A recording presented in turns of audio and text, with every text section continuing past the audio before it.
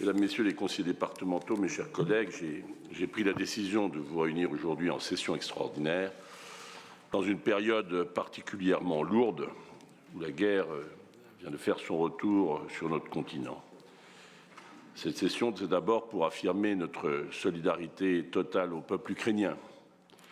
Dès le début de cette invasion de l'armée russe en Ukraine, j'ai dénoncé, comme président des départements de France, cette attaque dans le mépris le plus total du droit international. Cette violation de l'état de droit et de la liberté des peuples à disposer d'eux-mêmes.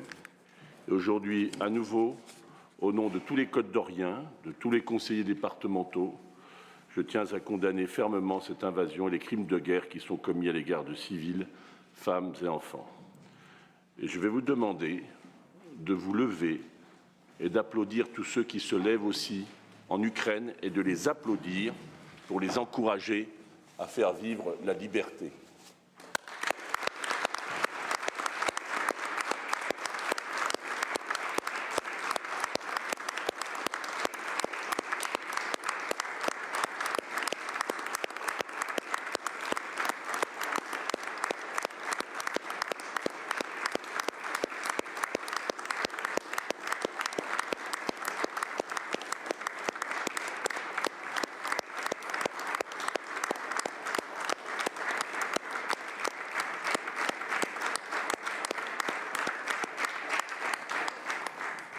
Je vous remercie pour cette minute d'applaudissement et de soutien.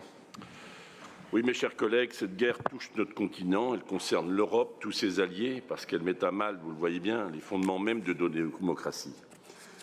Et depuis 12 jours, nous sommes tous révulsés par ces images de bâtiments bombardés, de véhicules soufflés par les mines, des familles déchirées aux frontières polonaises et roumaines. Déjà, plus d'1 500 000 Ukrainiens ont quitté leur pays, selon les données fournies par l'ONU. Oui, nous sommes profondément choqués par ces images terribles qui nous viennent de l'Ukraine, à 2000 km à peine de chez nous. Jamais un conflit armé d'une telle ampleur n'aurait été si proche de nous depuis la dernière guerre mondiale. Tout cela nous rappelle combien la paix, la liberté, la démocratie sont précieuses et qu'il nous appartient de les préserver. Et dans cette période, face à la menace, notre plus grande force, c'est l'unité. Je soutiens sans réserve toutes les actions diplomatiques et toutes les sanctions économiques qui ont été prises et qui le seront encore au niveau national comme européen et au plan international. L'enjeu est de stopper cette guerre le plus rapidement possible en épargnant le plus de vies possible.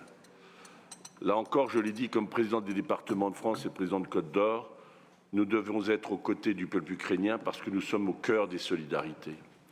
Notre volonté est non seulement de participer à la mobilisation, à l'élan de mobilisation nationale pour apporter notre soutien aux familles sur place ou exilées, mais nous devons aussi nous préparer nous-mêmes à accueillir dans les meilleures conditions ceux qui sont obligés de quitter leur pays et qui feront le choix de la France. Chaque fois, en situation de crise, que cela a été nécessaire, nous avons répondu présent. Chaque fois, nous avons été en première ligne pour assurer la protection des familles, la protection des enfants, la protection des femmes qui nous sont confiées. Et nous le ferons.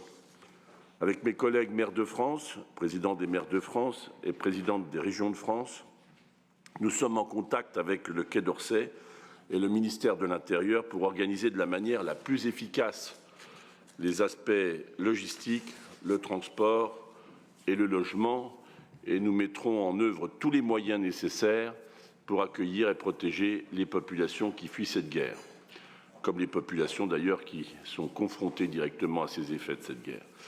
Déjà, vous le savez, des premières familles sont arrivées. Il appartient au préfet d'organiser leur accueil. Les maires ont été sensibilisés et sont appelés à saisir les services de l'État en cas d'arrivée de familles, ce qui était, je répète, le cas.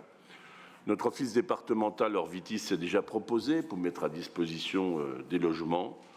Je vous le dis aujourd'hui, et puis sans compter toutes les initiatives de particuliers, je vous le dis aujourd'hui, nos services sociaux seront pleinement mobilisés. J'ai demandé au directeur général d'y veiller pour participer à l'accueil, à l'accompagnement des familles réfugiées.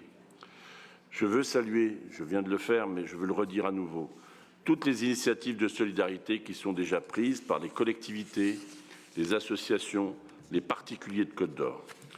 Je veux aussi exprimer mes pensées les plus solidaires, au nom de vous tous, à tous les Côte-d'Oriens d'origine ukrainienne qui ont des proches encore dans leur pays ou des réfugiés dans les pays limitrophes. Le département de la Côte d'Or, je leur dis, est à vos côtés et nous sommes prêts à vous accompagner. Concrètement, ce matin même, je vous propose de voter un premier soutien du département de la Côte d'Or à hauteur de 100 000 € à destination du peuple ukrainien. Et pour s'assurer que cette aide soit efficace, et je sais que c'est un sentiment partagé sur tous les bancs de cette Assemblée et par tous les Français, je vous propose d'en verser la moitié au Fonds d'action extérieure des collectivités territoriales. Il s'agit d'un fonds de concours qui est géré par le Centre de crise et de soutien du ministère de l'Europe et des Affaires étrangères, permettant aux collectivités territoriales qui le désirent d'apporter une aide d'urgence pour faire face à la crise humanitaire. Il y aura une partie dédiée à la crise humanitaire liée à cette guerre. Et je vous propose de réserver l'autre moitié à des associations humanitaires ou à des initiatives locales. Nous sommes notamment en relation avec la Croix-Rouge internationale, là encore avec nos collègues maires de France et régions de France. Et nous avons également des contacts avec l'ONG Acted, qui s'est organisée pour intervenir au plus près des personnes. Pour mener à bien leur mission, toutes ces associations doivent pouvoir compter sur le soutien des collectivités, complémentaire du merveilleux élan de générosité qui a été témoigné par les Français. Avec ce premier soutien exceptionnel de 100 000 €, nous entendons répondre présent aux côtés de ceux qui souffrent de cette guerre terrible. Et plus que jamais, dans le contexte troublé que nous connaissons, avec des conséquences qui seront inévitablement lourdes aussi pour notre pays, nous devons nous rassembler.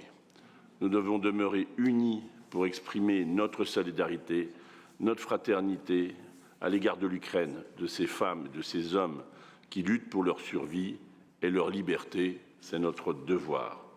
Alors oui, disons ensemble ce matin que vive l'Ukraine, que vive ce peuple libre, que vive la France. Je vous remercie de votre attention.